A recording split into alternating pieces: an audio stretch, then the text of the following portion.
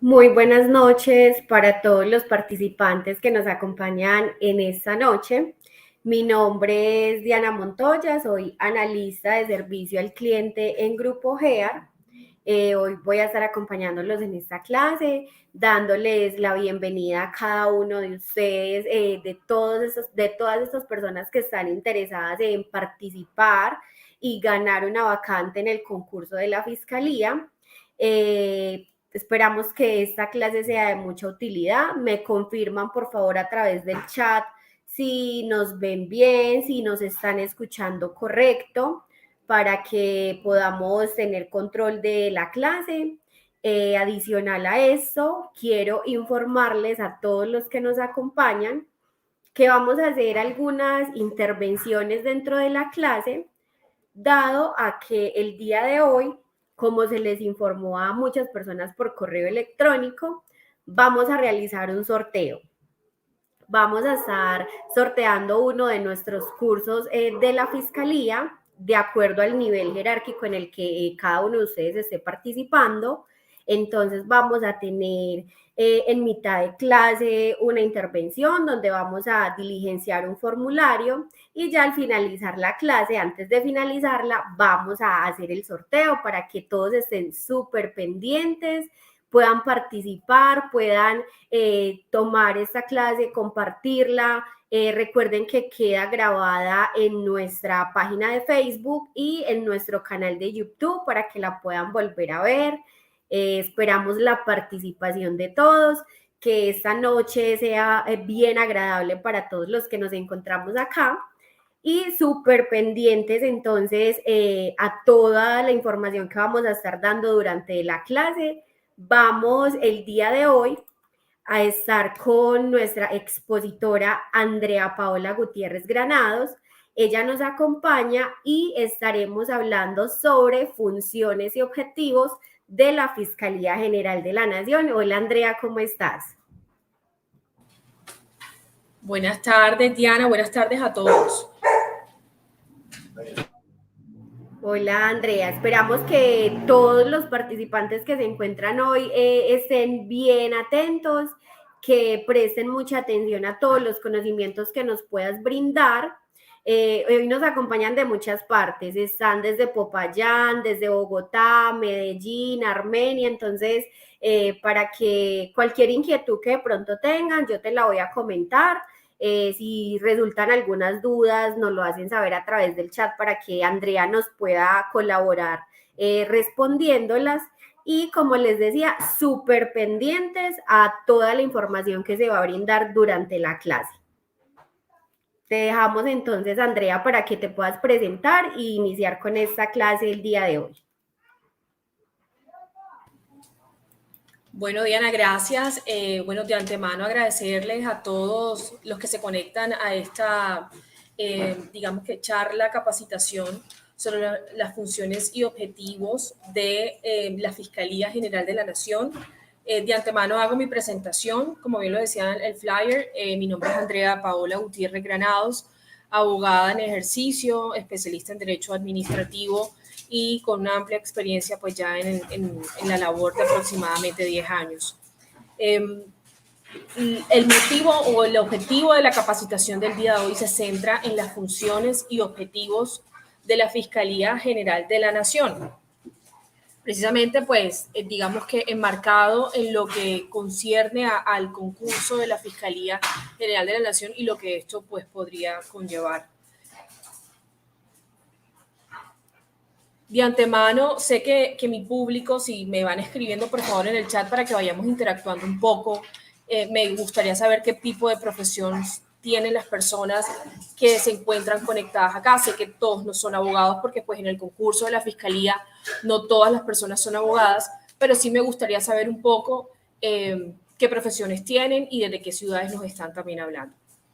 Bueno, de antemano para poder hablar de la Fiscalía General de la Nación, es menester, es necesario que hablemos cuál es el origen de la Fiscalía sin necesidad de pronto de ahondar mucho en el tema. De antemano, la Fiscalía General de la Nación fue una entidad creada con la Constitución Política Colombiana de 1991 en donde digamos que se crea, se insta esta entidad en aras de crear un sistema no tan inquisitivo como lo venía manejando la justicia colombiana. En este caso, en la diapositiva podemos observar la pirámide de Kelsen.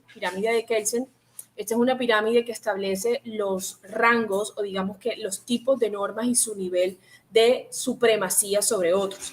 ¿Y por qué hago relación a esto? Porque el origen de la Fiscalía General de la Nación fue con la modificación de la Constitución Nacional de 91 y ustedes pueden ver que la Constitución Nacional y los tratados de derechos humanos tienen un nivel supremo en esta pirámide de Kelsen, que es la que establece las supremacías de los tipos de norma. Entonces, desde aquí podemos ver cuán importante es la creación de esta entidad por cuanto vino de la modificación o digamos que de la Constitución Política de Colombia del 91.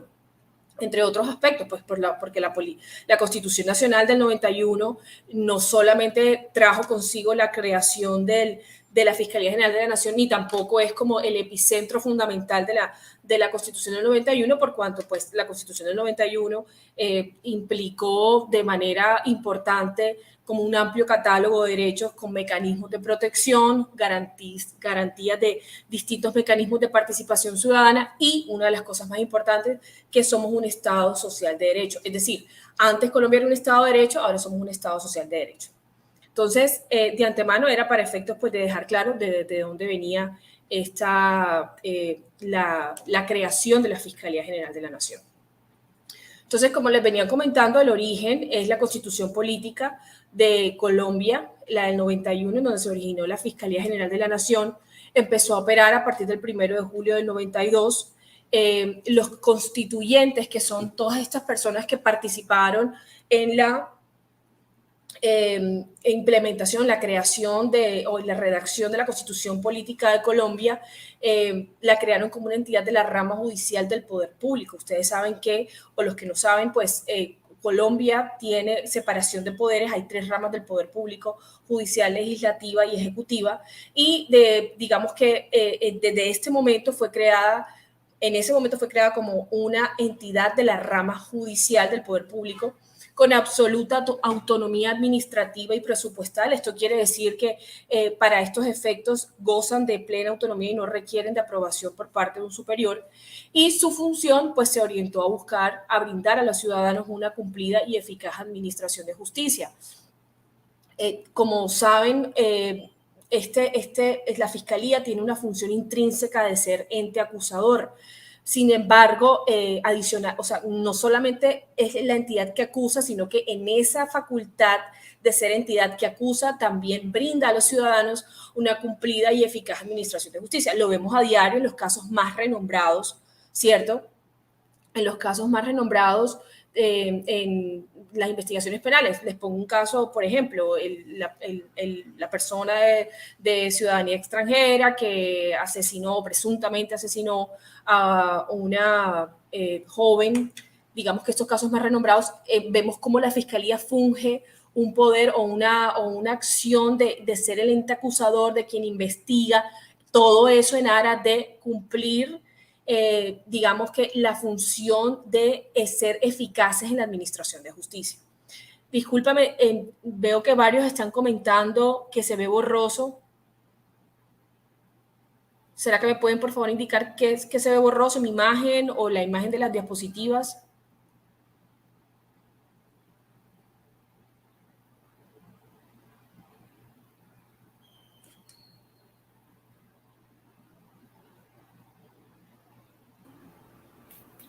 Sí, bueno, en este caso, Andrea, qué pena te interrumpo.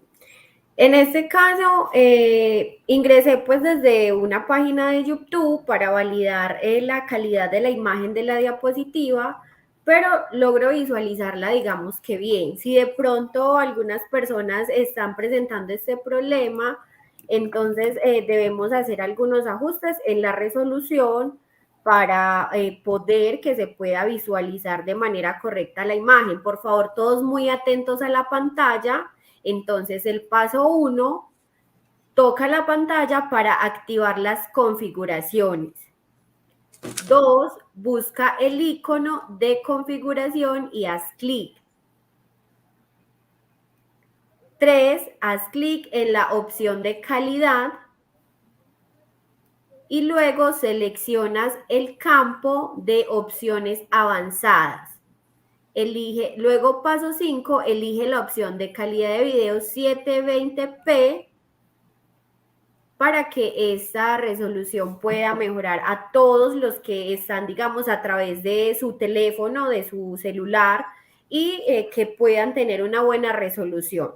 Si de pronto alguien más adelante continúa con dicho inconveniente, entonces nos lo informan para volverles a repetir este proceso, pero ya esto es pues un ajuste de la resolución de cada teléfono, ¿listo? Para que Andrea nos pueda continuar brindando su conocimiento con esta clase. Te dejamos, Andrea. Gracias, Diana. Bueno, continúo.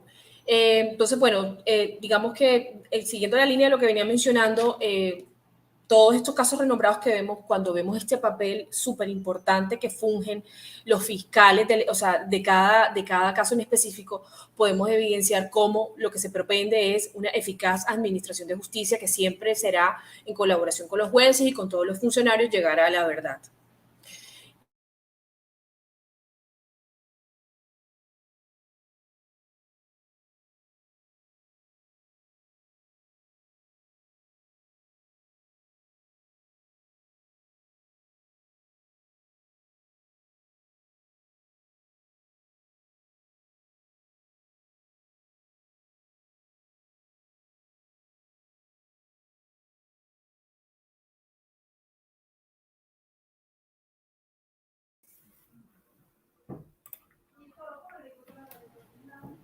¿Aló? Andrea, qué pena, se nos había desactivado el micrófono en tu caso, para que por favor lo vuelvas a activar sin ningún problema, Sí, ya que fue notorio y mismo nuestros participantes lo notaron, pero entonces ya se encuentra activado. Cualquier inquietud te voy comentando. perfecto, gracias.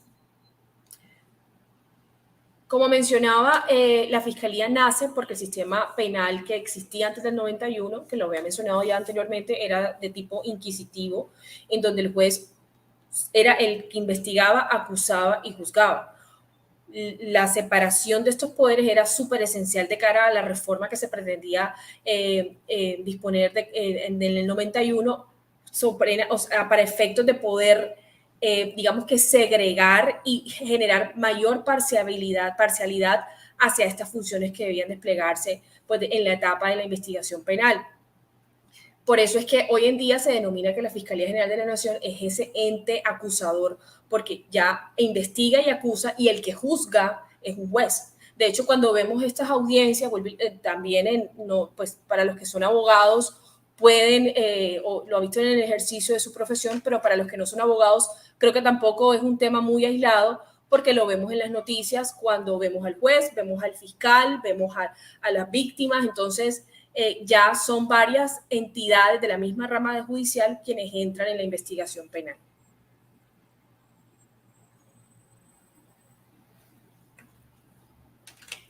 Siguiendo en línea con el fundamento pues, constitucional de la Fiscalía General de la Nación y todas las funciones que ésta integra, la Fiscalía General de la Nación, de conformidad con esta carta política, establece que estará integrada por el fiscal general, los fiscales delegados y los demás funcionarios que determine la ley.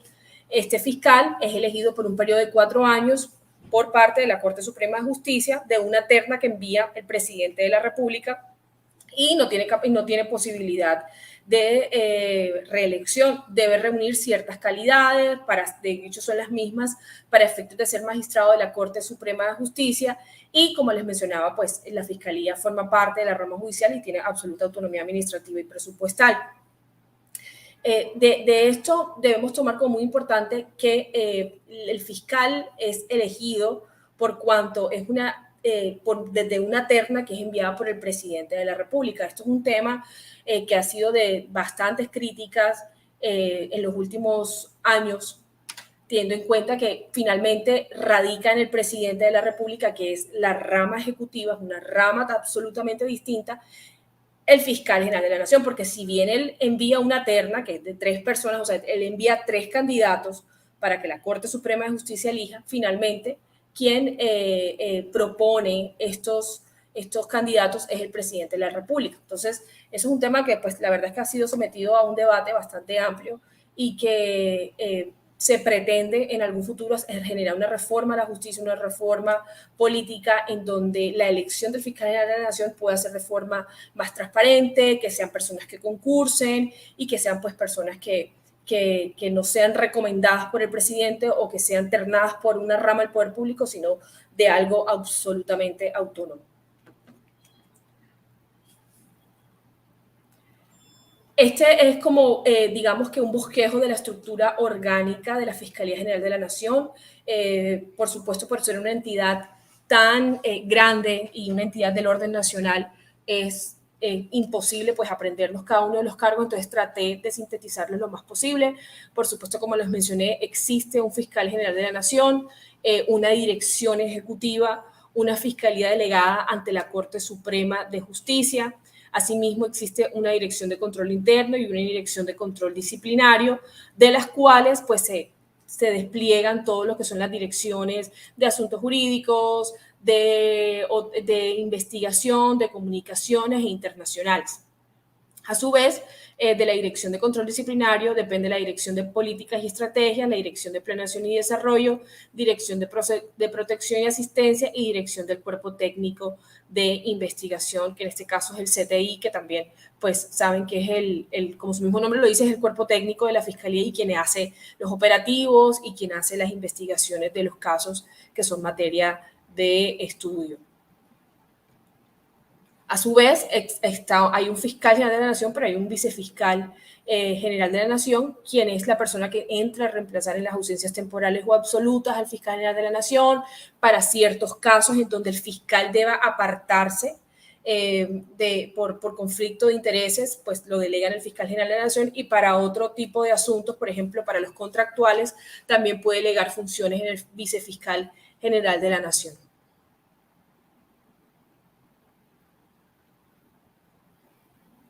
Asimismo, existe una subdirección regionales de apoyo. Como ustedes saben, pues la Fiscalía no es una entidad que está absolutamente centralizada en Bogotá. Nosotros vemos en todas las regionales, aquí nos acompaña personal de todo el país, se pueden dar cuenta que hay seccionales de la Fiscalía General en cada una de las ciudades. Entonces está la central, está la nororiental, la del eje cafetero, la del centro, la del nororiental, y esto pues permite precisamente desconcentrar las funciones por parte de la Fiscalía General de la Nación y pues las direcciones seccionales que aquí también pueden ver, que son todas las ciudades la mayoría de las ciudades capitales pues del país.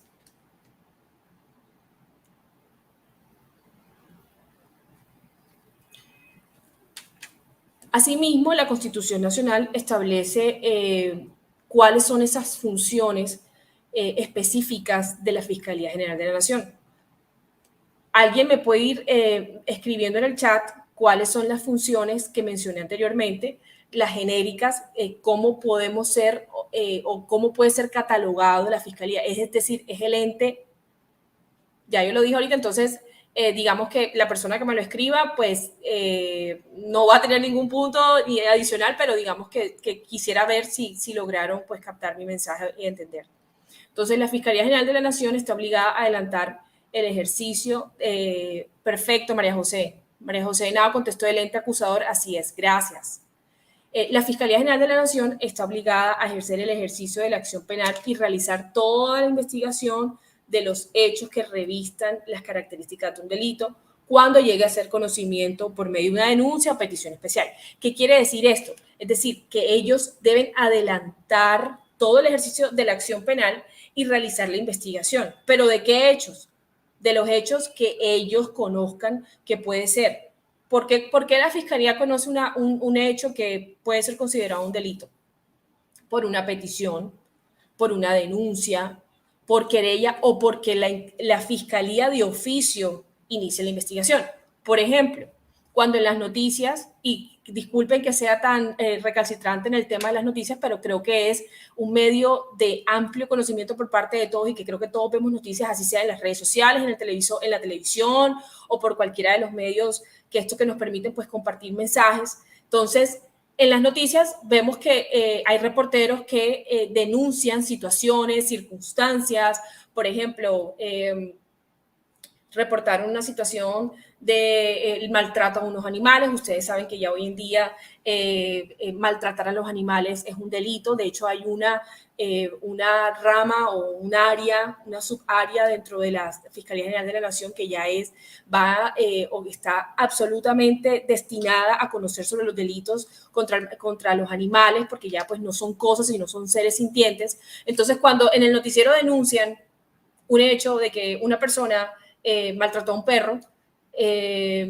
pues la fiscalía puede iniciar de oficio esa investigación. Es decir, no todas las investigaciones que realiza son por peticiones o por denuncias, sino puede realizarla de oficio, porque el fiscal general de la Nación estaba viendo la televisión, vio la denuncia y decide iniciarla de oficio. Y, por supuesto, cuando medien suficientes motivos y circunstancias fácticas que indiquen la posible existencia del mismo. Es decir, debe existir absoluta certeza para el ente acusador, el ente investigador, de efectivamente se está consumando ese delito, para ellos poder iniciar. Entonces, para la fiscalía será material probatorio el reportaje que hizo el periodista con todos los soportes para efectos de poder iniciar la investigación y surtir todo el curso investigativo. Asimismo, dentro de esta es la función macro, más además la que estábamos tocando ahorita, pero una de las funciones específicas de la Fiscalía General de la Nación es solicitar al juez que ejerza las funciones de control de garantías, las medidas necesarias que aseguren la comparecencia de los imputados al proceso penal, la conservación de la prueba y la protección de la comunidad, en especial de las víctimas. Es decir, ya habíamos hablado que dentro del proceso, dentro de la investigación penal, antes era el único actor o que pronto que intervenía en la toma de decisiones, quien investigaba, acusaba y judicializaba era el juez. Ya la fiscalía entra a ser el ente investigador y el ente acusador. Entonces, en esa función de investigación y de acusador, el fiscal es quien debe solicitar al juez que ejerza las funciones de control de garantía, es decir, que haga el control dentro del proceso que se están cumpliendo cada una de las garantías. Que las medidas necesarias, que se adopten las medidas necesarias para que se asegure la comparecencia de los imputados al proceso penal, es decir, que los imputados, las personas que están siendo investigadas, puedan llegar al proceso. Por ejemplo, se está investigando una persona y para la fiscalía esa persona puede estar sometida a un riesgo de que si se deja en libertad pueda no comparecer al proceso penal. Entonces es ahí donde la fiscalía solicita las medidas de, por ejemplo, medidas de aseguramiento intramural, eso quiere decir, es decir, cárcel mientras se hace la investigación, porque para la fiscalía no es muy certero que la persona vaya a comparecer al proceso penal. Entonces, el juez entrará a determinar, esta persona, pues sí, se le ha citado 2 audiencias anteriormente, o se le ha llamado y no ha sido posible contactarlo. Entonces, digamos que entra a analizar y a estudiar el hecho de por qué se amerita esa medida necesaria. Las conservaciones de las pruebas, es decir, que todas las pruebas legalmente obtenidas dentro del proceso penal, pues se conserven. Y, por supuesto, la protección de la comunidad, especial de las víctimas, porque este es otro actor importante dentro del proceso penal, que son las víctimas. Entonces, el juez siempre, por solicitud del fiscal, y de hecho de oficio, no es porque el fiscal se lo tenga que solicitar, debe preservar la protección de la comunidad y en especial pues de las víctimas. Asimismo, otra de las funciones específicas es adelantar registros, allanamientos, incautaciones, interceptaciones de comunicaciones. ¿Qué es eso? Esto hace parte de la etapa investigativa, también lo vemos hoy en día en los casos renombrados que son públicos y siempre salen pues en los medios de comunicación cuando hacen públicas comunicaciones, cuando realizan allanamientos a la casa de una persona que presuntamente está cometiendo delitos de narcotráfico, cuando hacen incautaciones por ejemplo, de sustancias alucinógenas que pretendían ser comercializadas o pretendían ser llevadas a otro país, y las interceptaciones de las comunicaciones, que eso son, pues lo podemos, digamos que referenciar con las famosas chuzadas que en su momento se dieron, pero actualmente digamos que las interceptaciones de comunicaciones deben ser autorizadas por un juez para que sea una prueba legalmente obtenida dentro del proceso penal. Entonces, estos verbos rectores que vemos aquí en esta obligación específica van encaminadas a la etapa investigativa. Eso es investigar. Cuando el cuerpo técnico adelanta algún registro, algún allanamiento, realiza la etapa investigativa, es decir, todo eso hace parte de poder llegar, de los pasos previos a poder llegar a la verdad. Entonces, en estos eventos, el juez que ejerce las funciones de control de garantías efectuará el control posterior respectivo, a más tardar dentro de las 36 horas siguientes. ¿Qué pasa? Que en muchos casos vemos incluso cómo procesos penales se caen, por ejemplo, porque las pruebas no fueron legalmente obtenidas. En este caso, lo que nos quiere decir esta obligación específica es que el juez ejerce control de garantías y control posterior sobre estos registros, allanamientos e incautaciones. Por ejemplo, la fiscalía llega con una prueba de una interceptación de comunicación, pero el juez, como es sometido, o sea, ya esta prueba pretende la fiscalía que sea incorporada al proceso penal, pero no opera de manera inmediata. El juez es quien debe hacer un control de garantías y posterior de que esta prueba fue legalmente obtenida. Es decir, que había un motivo, que hubo una orden previamente para efectos de realizarla, que no se violentaron derechos fundamentales. Entonces, digamos que a eso va dirigido cuando se establece que debe hacer un control posterior. Sí vamos viendo cuál era el propósito de la Constitución del 91 al momento de separar y de segregar cada una de esas acciones que se desprendían de la acción penal. Es decir, lo que hace la Fiscalía, el juez debe avalar. Es decir, no radica en uno solo, sino se hacen control entre ellos, en este caso del juez con la Fiscalía. Y, por supuesto, debe hacerlo a más tardar dentro de las 36 horas siguientes, que es cuando ya, pues, el juez, este es el término que tiene el juez para efectos de poder decidir. De hecho, estos jueces de control de garantías son jueces de turno, son jueces que incluso no cumplen horarios, son jueces que están prácticamente 24/7 al servicio de la comunidad y de la justicia. Dentro de otra de las obligaciones específicas es asegurar los elementos materiales probatorios, garantizando la cadena de custodia mientras se ejerce su contradicción. En caso de requerirse medidas adicionales que impliquen afectación de derechos fundamentales, deberá obtenerse la respectiva autorización por parte del juez, que creo que ya esto se los había mencionado ahorita, cuando les indiqué que precisamente el juez debe, dentro de su control posterior, hacer la valoración de que no se estén afectando derechos fundamentales y que existan todas las autorizaciones para efectos de haber obtenido esa prueba y de esta forma hacer el control de garantías para proceder a ello. Y otra de las obligaciones específicas es la de presentar el escrito de acusación ante el juez de conocimiento, y este no es el juez de control de garantías, este es el juez que conoce del proceso, que va a judicializar, con el fin de poder dar comienzo a ese juicio oral, ese juicio público, que son las audiencias que vemos en las noticias, en donde hay el análisis de las pruebas, donde el imputado puede efectuar ese contradictorio, es decir, esta prueba es verdad, esta prueba es mentira, o esto fue lo que pasó.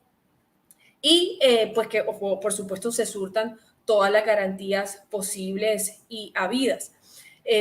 Digamos que cuando inicia este proceso penal, y cuando estamos dentro del contradictorio, vemos cómo en muchos casos las pruebas que allega la fiscalía no siempre van alineadas a los hechos que menciona el imputado o que en su momento el imputado puede llegar a referenciar. Entonces es aquí en donde empieza el análisis del juez para efectos de poder decir si es la fiscalía quien con todo su material probatorio demuestra que el imputado es la persona a la que se debe indilgar ese delito penal o si efectivamente se debe absolver de responsabilidad penal alguna porque no hay consumación de ese delito como tal. Bueno, en este medio tiempo le doy paso a Diana, quien va a realizar una actividad, un concurso. Tenemos un premio súper importante. Diana, te doy paso. Muchas gracias, Andrea. Bueno, como lo habíamos indicado al inicio de la clase, vamos a sortear uno de nuestros cursos para la Fiscalía General de la Nación. Entonces, vamos a compartirles un formulario para que cada uno de todos los participantes que se encuentran acá lo puedan diligenciar y así poder ahorita, cuando ya estemos finalizando la clase, indicarles quién será el feliz ganador de ese curso que les vamos a dar completamente gratuito. Entonces, para que todos estén muy atentos, es importante que dentro del formulario los datos bien diligenciados, nombre completo, todo lo que se les indica allí, para poder que identifiquemos la persona ahorita cuando ya digamos quién va a ser el ganador, para que entonces a través del chat hemos compartido los enlaces. Entonces, por favor, todos al chat para que nos puedan diligenciar ese formulario y Andrea puede continuar con la clase y ya ahorita nos volvemos a ver. Muchas gracias, Andrea. Gracias, Diana. Entonces, continuando, esta cuarta obligación específica se encamina a eso. Ese escrito de acusación es el que va a contener la tesis específica de la fiscalía de cara al proceso. La relación sucinta de los hechos. Yo no sé si ustedes, y si no me lo hacen saber, porfa, en el chat para que continuemos interactuando. Uno de los últimos casos que muy renombrado es el del estilista famoso que presuntamente su hermano pues cometió homicidio en contra de él, aún todavía pues no ha sido demostrado. Esta persona confesó haber cometido ese homicidio y después pues se retractó de ello. No sé si algunos estuvieron presentes o vieron en las noticias la forma en cómo la fiscalía presentó este escrito de acusación ante el juez de conocimiento. Presentó un escrito absolutamente detallado de lo que a criterio de ellos había sucedido y de todo el material probatorio y de toda la investigación que habían realizado, incluso que cuando revisaron los ductos del alcantarillado pudieron ver cómo la sangre se había, digamos que, dispuesto finalmente la sangre, cómo había manchas de sangre en la escalera, entonces eso significaba que una persona había subido por las escaleras. Entonces, esta es la labor fundamental de la fiscalía. Además de la investigación, la presentación del escrito de acusación en donde le va a exponer al juez de forma sucinta y detallada cuál es su tesis y qué sucedió y qué logró investigar.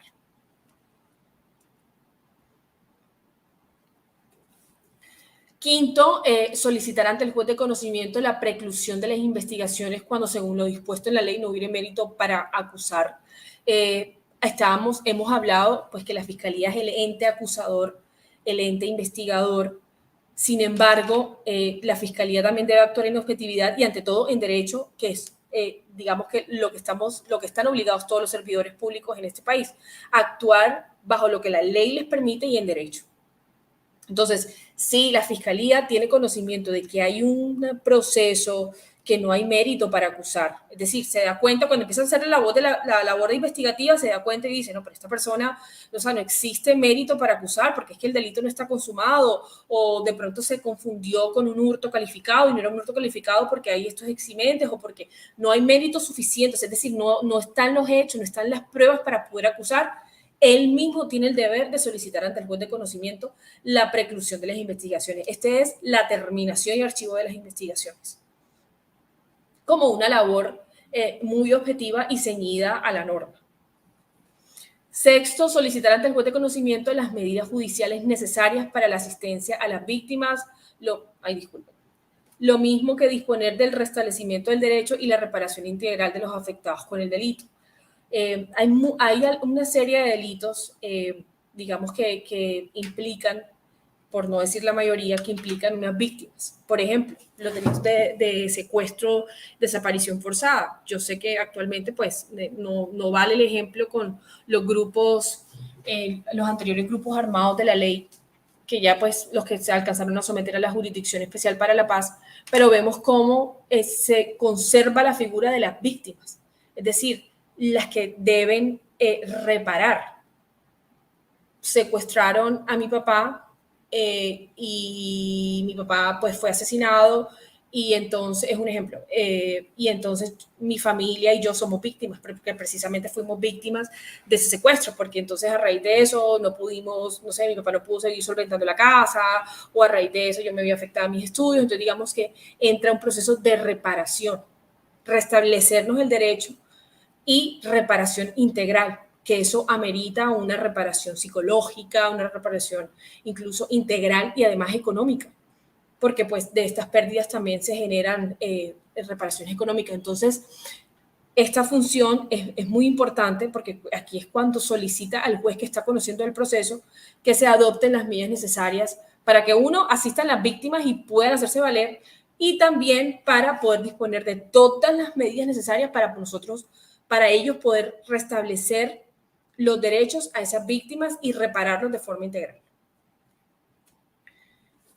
Séptimo, velar por la protección de las víctimas, los jurados, los testigos y demás intervinientes en el proceso penal.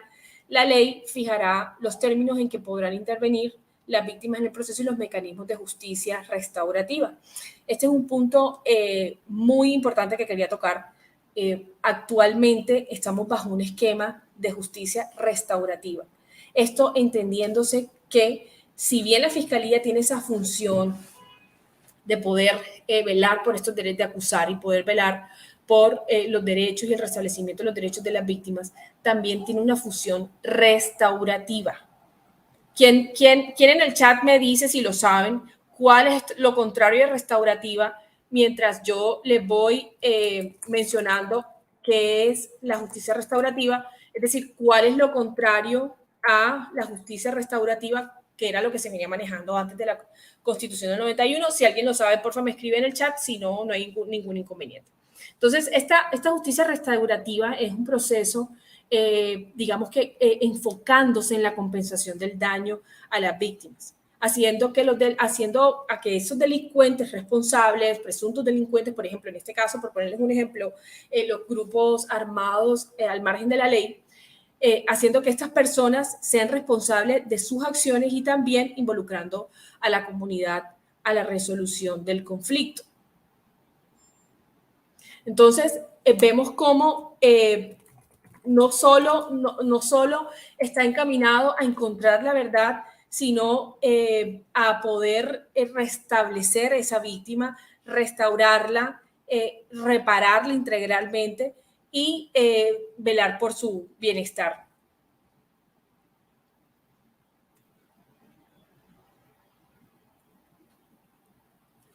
Bueno, veo que aquí los que han respondido no han dado con la respuesta, entonces pues se lo voy a decir. Lo contrario a esta justicia restaurativa es la justicia retributiva. ¿En qué se enfoca esta justicia retributiva? En que se enfoca en la conducta criminal, es decir, al castigo sobre los infractores y la compensación para las víctimas. Entonces, en esta justicia retributiva nos enfocamos en que entre mayor sea severa o mayor o severa sea el castigo, así será la reparación integral de la víctima, es decir, en proporción a la seriedad del crimen. Y sobre esto han habido cualquier cantidad pues, de posiciones encontradas, porque pues hay muchos letrados en el tema que establecen que de nada nos sirve tener penas de 50, de 60 años que no son denominadas como cadena perpetua, pero prácticamente sí a una persona de 50 años que se le penalice por un delito y se le condene a 60 años de prisión, digamos que prácticamente es es una cadena perpetua, porque pues el promedio de vida de los colombianos y de vida es de 80, 70 años, por decirlo mucho. Entonces, es una teoría que ha tenido bastante críticas por eso. Precisamente la Fiscalía General de la Nación y bajo el actual sistema penal lo que se propende es por una justicia restaurativa. No enfocarnos en la pena, en que son 50, 60 años, sino en poder reparar integralmente a la víctima, y también porque se ha dicho de que una forma de reparación a la víctima no es imponiendo penas arduas y penas duras al victimario. ¿De qué forma puedo yo reparar integralmente a la víctima colocando una... Sí, perfecto, se hizo justicia, pero no es una reparación integral de cara a ella. Entonces, digamos que ese es el nuevo sistema penal al que se está desarrollando, y incluso hay letrados que han hablado de una justicia híbrida, porque hay unos que dicen pues que no es ni restaurativa y no es ni retributiva, sino que es una justicia híbrida, que para algunos casos sí y para otros casos no, y que todavía seguimos conservando aspectos importantes de ambos modelos. Vale la pena aclararles que si tienen alguna duda me las van pues escribiendo en el chat y las vamos resolviendo conforme la intervención, o si no las resolvemos al final. Octavo, dirigir y coordinar las funciones de la Policía Judicial que en forma permanente cumple la Policía Nacional y los demás organismos que señale la ley. Es decir, la Policía Judicial, que es pues también esta ente que colabora con el CTI de la Fiscalía y con la Fiscalía General en las investigaciones. Entonces, la Fiscalía General de la Nación entra a dirigir y a coordinar esas funciones de policía judicial que en forma permanente cumple pues la Policía Nacional. Es decir, cuando se realizan los allanamientos, cuando se realizan las interceptaciones, cuando tienen que hacer investigaciones, cuando necesitan alguna orden. Entonces, digamos que la entidad tiene la obligación de dirigir y coordinar cada una de estas funciones. Y pues las demás funciones que establezca la ley.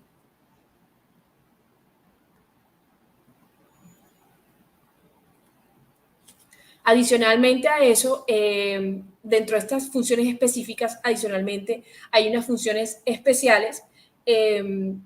Digamos que estas funciones especiales, varias las vamos a encontrar varias dentro de lo que ya veníamos mencionando, y vamos a encontrar otras pues que son nuevas, pero todo esto está en el marco de la Constitución Nacional.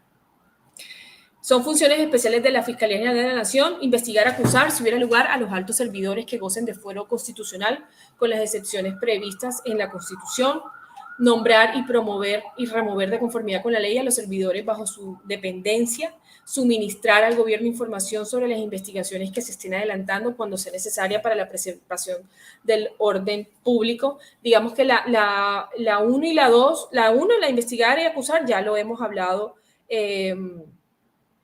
en ocasiones anteriores. Cuando investiga y acusa no solamente a personas, sino a los altos servidores que gocen de fuero constitucional, los servidores públicos, o sea, estas personas que son funcionarios públicos del Estado.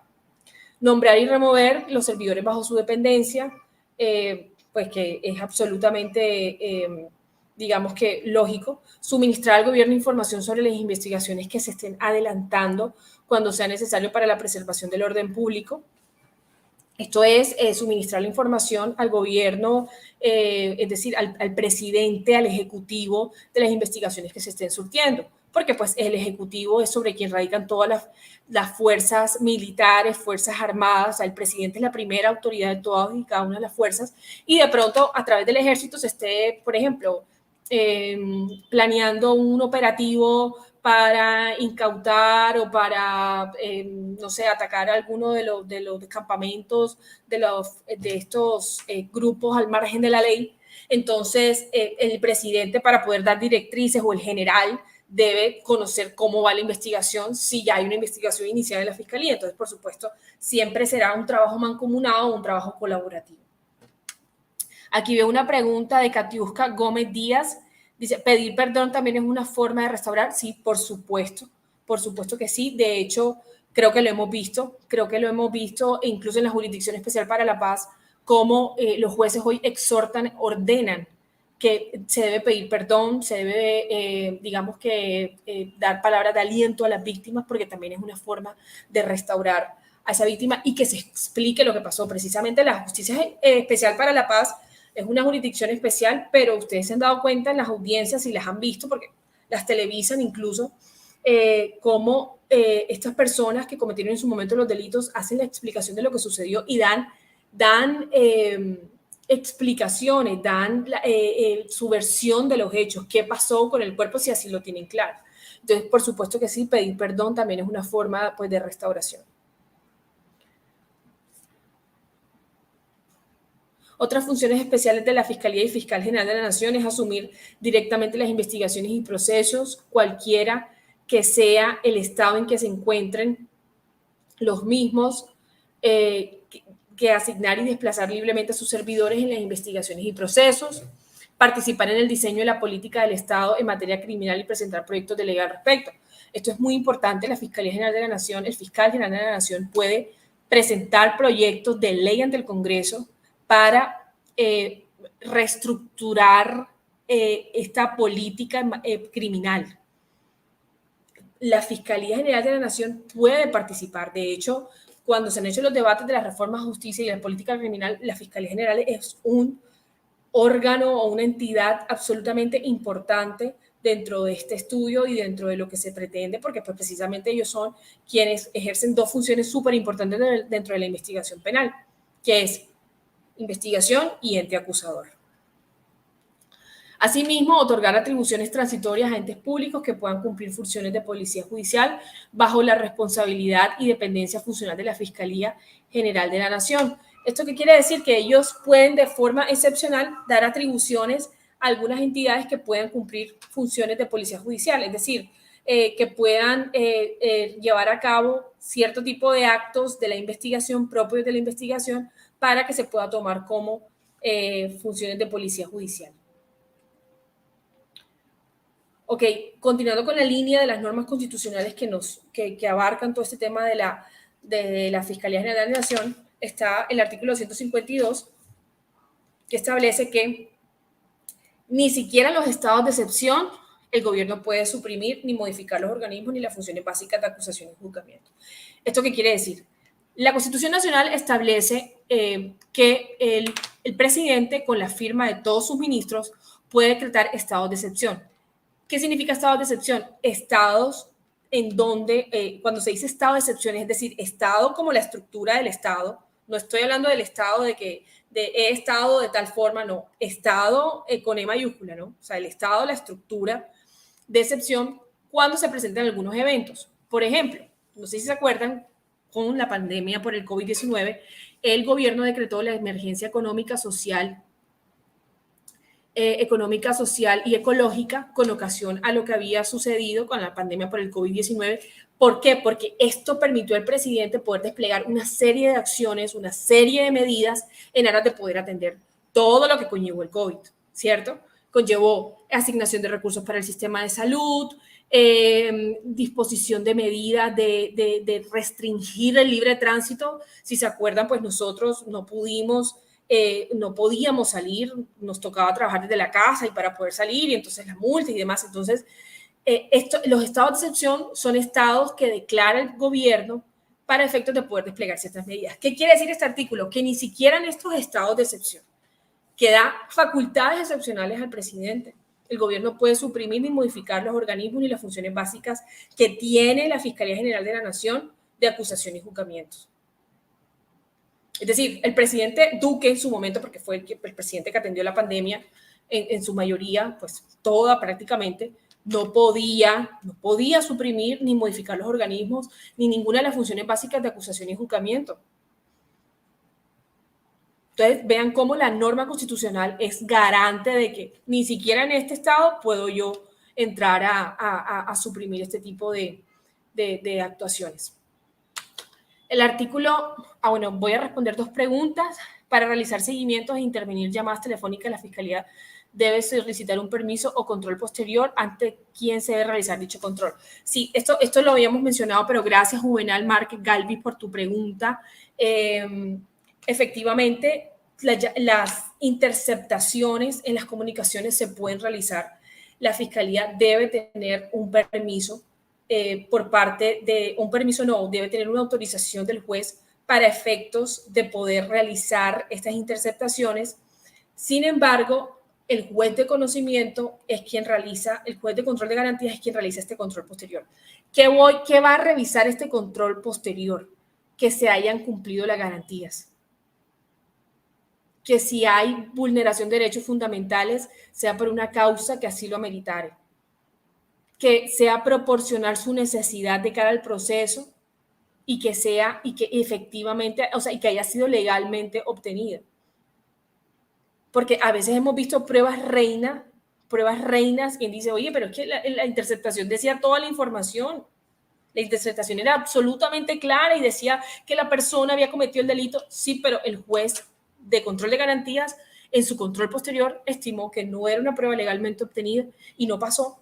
Y no puede el juez de conocimiento y no se puede incorporar al proceso. Entonces, ahí es donde vienen varias críticas. Pero ¿cómo así? Si las interceptaciones eran súper claras, este señor fue el que mató a esta persona. Entonces vienen las críticas al sistema penal, en donde no hay una justicia certera, no hay una justicia confiable, justicia comprada. Entonces vienen todo este tipo de críticas y por eso. Pero digamos que hace parte del control de las garantías, porque no solamente se le deben ofrecer garantías a las víctimas, se le deben ofrecer garantías también al imputado, al investigado. Claudia Gutiérrez me pregunta, ¿es autónomo? Sí, por supuesto. La Fiscalía General de la Nación cuenta con absoluta autonomía presupuestal, administrativa y digamos que si bien hace parte de la rama judicial, pues goza de esta autonomía. Septimio Abel Castellar España. Control previo y posterior se necesita. Sí, aquí en este caso es un control posterior a la prueba realizada, pero sí, por supuesto, un control previo y creo que podría asemejarse el control previo a la autorización o a la orden judicial que emite este juez. Lina Rosario Vallejo Montenegro dice, sí, es tan injusto, pero la ley es la ley. Así es, Lina. Alexandra Rodríguez, gracias por la información. Omar Ovalle, si hay ilicitud o ilegalidad de las pruebas son excluidas y no son tenidas en cuenta. Así es. Precisamente va en línea con lo que veníamos obteniendo. O sea, no, indistintamente de lo que comprenda la prueba, si es ilegalmente obtenida, son excluidas y no son incorporadas dentro del proceso penal. Y el artículo 253 establece que la ley determinará lo relativo a la estructura y funcionamiento de la Fiscalía General de la Nación, al ingreso por carrera y al retiro del servicio, a las inhabilidades e incompatibilidades, denominación, calidades, remuneración, prestaciones sociales y régimen disciplinario de los funcionarios y empleados de su dependencia. Esto va pues muy en línea a lo que varias personas de las que están aquí conectadas interesadas es, digamos que dentro de esa autonomía administrativa que lo mencionaba o que lo preguntaba Claudia Gutiérrez hace un momento, dentro de esa autonomía administrativa está el poder determinar todo lo relativo a la estructura y al funcionamiento de la Fiscalía General de la Nación.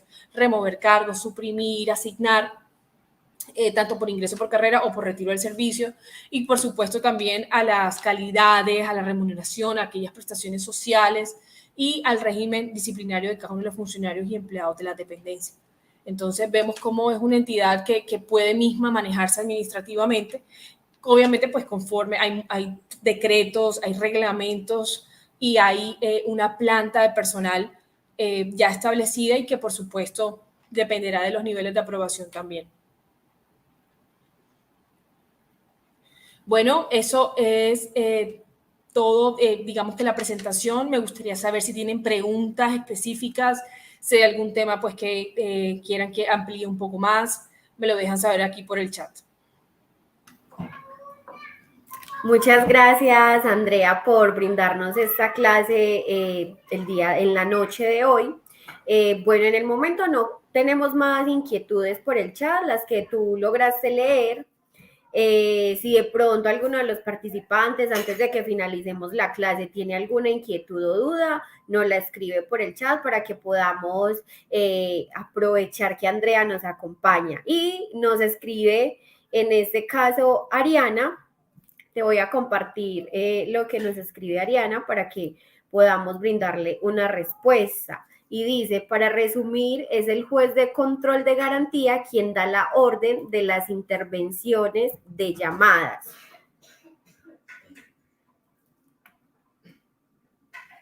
Enciende, por favor, tu micrófono. Disculpa, que se me había movido la pantalla. Sí, efectivamente, el juez de control de garantías es quien debe, digamos, que dar la orden de esta interceptación de las llamadas. Es decir, esto es lo que se asemeja al control posterior, pero sería el previo por parte de este juez a fin de poder determinar que la prueba, o en aras de poder garantizar que la prueba no va a ser declarada como ilegalmente obtenida de forma posterior y que no se están vulnerando derechos fundamentales, que no se están, como por ejemplo la intimidad, al libre desarrollo. Entonces es aquí donde el juez procede a analizar y evaluar que efectivamente se esté realizando. Perfecto, muchísimas gracias. Por acá también nos dice Élite, una vez una prueba es desentimada, ya no hay manera de hacerla válida. Una vez una prueba es desestimada y, es decir, el juez hace este control posterior sobre la prueba, ¿cierto? Dice que es una prueba ilegalmente obtenida. Sobre esta decisión no es absolutamente, pues, no es absoluta. Digamos que se rige por la doble instancia, contra esta decisión procede recurso y eso será un superior quien determine si efectivamente fue una prueba ilegalmente obtenida o no fue una prueba ilegalmente obtenida. Digamos que, como les decía anteriormente, el proceso penal está diseñado de tal forma para que en principio sea garante de cara al imputado y de cara a la víctima también. Muchas gracias, Andrea. Bueno, y por último, antes de dar a conocer el feliz ganador del curso de la Fiscalía, tenemos a Yuri. Yuri nos indica, la Fiscalía está obligada a investigar todos los delitos. Ok. Gracias, Yuri, por tu pregunta y a los demás también gracias por su pregunta. Como lo mencionaba al principio, la Fiscalía debe y tiene la función de adelantar las investigaciones como ente investigador y como ente acusador. Los delitos que debe investigar la Fiscalía son los que tiene conocimiento, que son a través de petición, querella, denuncia, o por si de forma de oficio se enteraron que cuando les colocaba el ejemplo del fiscal que está en su casa desayunando y ve en las noticias un reportaje de cualquiera de estos medios de comunicación en donde están haciendo una denuncia de una persona en X barrio que maltrata a su perro, cuando hoy en día ya pues maltratar a los animales como seres sintientes es un delito. Entonces ellos tienen la absoluta autonomía de poder iniciar de oficio estas investigaciones, todas de que tengan conocimiento. Todos los delitos, porque todos los delitos son sujetos a una acción penal. Perfecto, Andrea, muchísimas gracias por aclararnos estas dudas. Muchas gracias a todos y cada uno de los participantes en este encuentro tan especial, tan práctico para todos. Se llegó el momento donde vamos a anunciar a el ganador o la ganadora de este curso. Y todos, por favor, súper atentos a la pantalla para que la persona que salga en la pantalla, bueno, creo que fue la persona que participó con una de las preguntas, Ariana Sierra Parra. Entonces, Ariana, por favor, si estás acá aún en el en vivo, nos escribes tu nombre completo en el chat para saber que estás acá y ya entonces el día de mañana nos estaríamos contactando contigo. Vamos a esperar 2 minuticos, Ariana, porque si Ariana no nos responde, entonces hacemos otro sorteo. Vamos a ver si Ariana de la felicidad aún no nos escribe.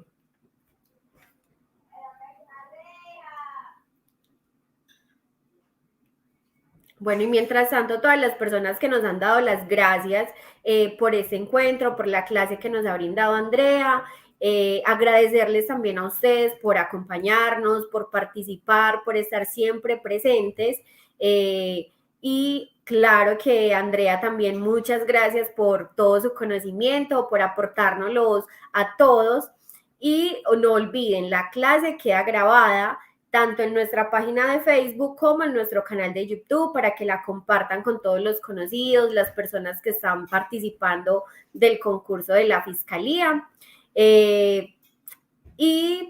Bueno, por acá nos escribe Ariana Sierra Parra.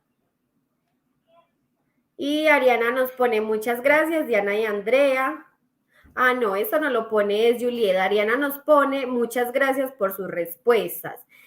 No sé si Ariana ya se dio cuenta que fue la ganadora del curso. Ariana, por favor, nos puedes confirmar. Ah, bueno, ya nos confirmó Ariana que sí que ya se dio cuenta que se ganó el curso. En este caso, de acuerdo al nivel jerárquico en el que estás participando del concurso de la Fiscalía, te vamos a brindar completamente gratis el curso de preparación. Lo puedes iniciar a partir del día de mañana. Recuerda que nuestros cursos son completamente virtuales, disculpen. Y te estaríamos contactando el día de mañana, Ariana, para que estés súper pendiente al teléfono o correos para poderte brindar la activación del curso. Entonces, muchas gracias a todos. No vamos a hacer un nuevo sorteo porque Ariana nos respondió. Igual todos muy pendientes a todas nuestras clases. Posiblemente se puedan brindar otras sorpresas en otras clases. Entonces, muy atentos todos a las próximas clases. Y respecto a estas clases de la Fiscalía, ya tendríamos una próxima el 18 para que estén muy pendientes y guarden o activen nuestras notificaciones para que puedan estar muy atentos a los correos, a todo lo que les brindamos en Grupo GEAR y puedan participar del próximo encuentro que sería el 18 de mayo. Igual lo vamos a brindar a las 7 de la noche. También nos va a acompañar Andrea para que todos súper pendientes. Ariana, felicidades por el curso que te ganaste. Esperamos que sea de mucha utilidad, que lo disfrutes mucho y nos vemos entonces en un próximo encuentro. Andrea, mil gracias por acompañarnos esta noche, por toda la información que nos compartiste y a cada uno de los participantes y Andrea, que pasen una feliz noche. Nos vemos en un próximo encuentro. Gracias a todos. Chao.